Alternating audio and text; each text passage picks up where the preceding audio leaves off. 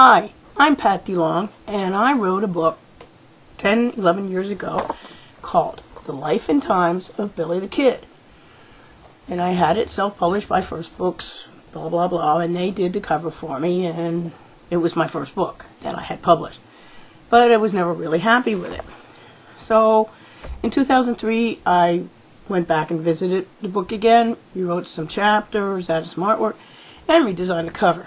This year, just a week or so ago, I found a publisher called Lulu.com, or Lulu, and I have the new version of The Life and Times of Billy the Kid, The Amazing Life of an Ordinary Kid, self-published and in print, and it's a beautiful book, and I am delighted with it. The reason I'm doing this is everybody's confusing because they think Billy the Kid is Billy the Kid the Outlaw. Well, he's not. He's an ordinary kid with an amazing life. So what I'm going to do is read the first chapter for you. And it goes as this. The world sure is a dangerous place. It must be about 5 o'clock. I guess Mom will want me home any time now. I really don't want to leave. It's such a long way to go. She knows I'm here at the playground. If I don't show up soon, she'll have to come for me. Of course, she'll have to drive here. It's definitely too far for her to walk. But on the other hand, she'll tar my bottom for making her get the car out of the garage and having to find me. I weighed the prospects of walking all the way home or getting a ride and a licking. Sitting on the bottom of the sliding board, I was making designs in the sand with my good sneakers. It wouldn't be smart to get them cruddy. I was supposed to take them off before I left the house. Sighing, I continued planning my strategy. Oh well, I guess I can make it home in a couple of hours. If I'm too late, she'll come looking for me and give me a ride. Then she can't be too mad because I was already on my way. Getting up from the slide, I walked across the playground. I carefully looked up and down the street, several times in fact, because you never know what could be lurking. I've got to move faster, those crocodiles will get me. I dodged across the street, missing the potholes that were actually bottomless pits. Why, you could just fall into one and never be seen again. Not only that, but that's also where the crocs live. They nip at your feet if you got too close. I made it to the other side and jumped up on the curb, just ahead of the meanest, nastiest croc you ever saw. I hid behind the first of many hedges and bushes that dotted the landscape ahead, and then I peeked out to see if the coast was clear. It looked safe for the time being, so I stepped out and walked on the pavement. One always has to be cautious, I thought to myself. You just don't know what's up ahead. Step on a crack and break your mother's back, I began to sing aloud as I tried not to step on any of the cracks. I was concentrating so hard on not breaking Mom's back that I didn't notice the tank coming up the street. I quickly dove behind a bush and pulled out my gun, which looked just like my hand. I waited to see the whites of that Nazi general's eyes, and then I left him have it. Bam, bam! The guy never knew what hit him as he drove by, but at least he couldn't report my position to the enemy. I scanned the terrain with my binoculars, my hands making rings around my eyes. There were too many bombed-out and vacant houses that the enemy could hide in, especially that house across the street where those strange people from out of state lived. They talked kind of funny, and the stuff that came out of the moving van the other day looked real suspicious. I snuck past the bush and ran to the next hedge. It was clear again, so I continued on my way, admiring the well-kept houses and yards. I was beginning to think, I'm getting tired and worn out. I just might not make it home. I could even die of thirst soon. All of a sudden, a wild animal came charging toward me. It was a big, ferocious beast with teeth the size of saber-toothed tigers. In fact, the more I looked at it, that's exactly what it was. Get back, you mad beast, or I'll shoot you with my gun. I made my gun again. Bam, bam. Fifi, get back in here. Let that kid alone. Old Mrs. Smith called out from the house. The poodle turned, but not before it let out a yip, which I swear was a roar, and I trotted back to the house. That was close. I could have lost a leg, and then Mom would be real upset that she didn't come looking for me sooner. There would be blood all over the place. What a mess that would be to clean up. I said aloud. Oh, I imagined this huge big pile of blood where the water puddle was. I almost jumped in, but I thought better of it because of the good sneakers. It's probably the first time in the history of puddle jumping that a kid didn't do it.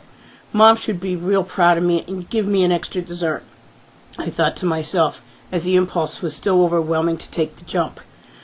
After almost being killed by that humongous beast and nearly drowning in that puddle of blood, I never even heard the footsteps coming up behind me. It was too late to run and hide. I didn't want to turn around to see who was sneaking up on me. Why, it could be an axe murderer or the boogeyman or... That Mr. Evans sure walks quickly for an old guy. He grumbled something at me as he strode by, his shoes leaving tracks on the sidewalk after he walked through the puddle. Whoa, that was close. I could have been kidnapped and Mom would never see me again. That might just ruin her day. I said to myself as I continued home. I almost stepped on a crack. I've got to be more careful. She'll be hurt and can't make supper. After making it this far, which must have been 10 or 20 miles by now, I was starting to get hungry.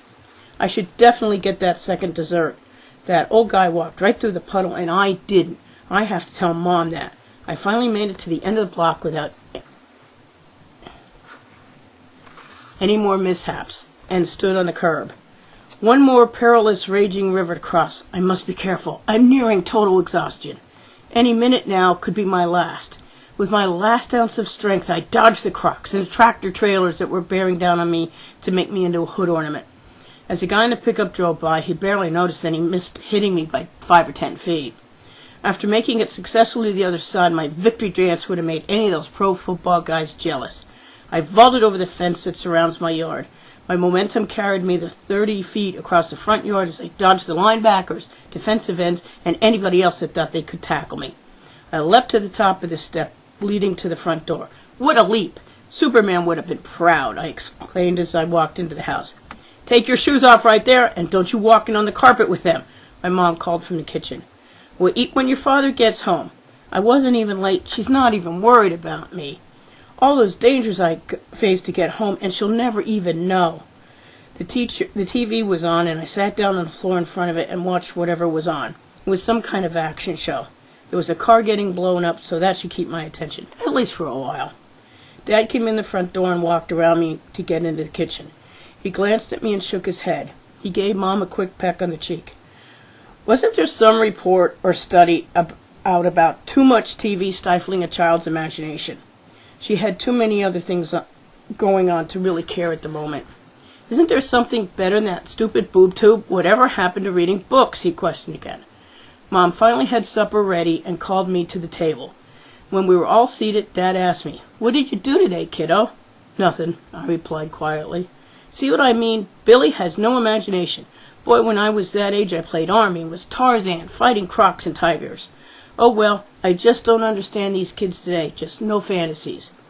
We finished dinner, and Dad went on the sofa to watch the tube, while it was time for me to do my homework. It would be a perilous journey to get to my bedroom. One never knew what lurked behind every door. If you ask me, this fantasy thing isn't very safe. Dad might just have to rescue me yet from that creature that's hidden in my closet.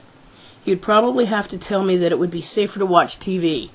I thought to myself as I began the long journey to my room, and what I might find hidden there.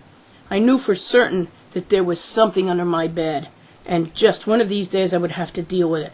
As long as I had my trusty gun with me, I thought to myself as I pointed my finger and exclaimed, "Bam, bam." So this is the first chapter of many, and Billy has to write this autobiography for class. And what he thought was a boring life, he finds out he actually had a very exciting one. So I hope you enjoyed the first chapter, and I will hope that you'd be interested in buying the book. Thank you.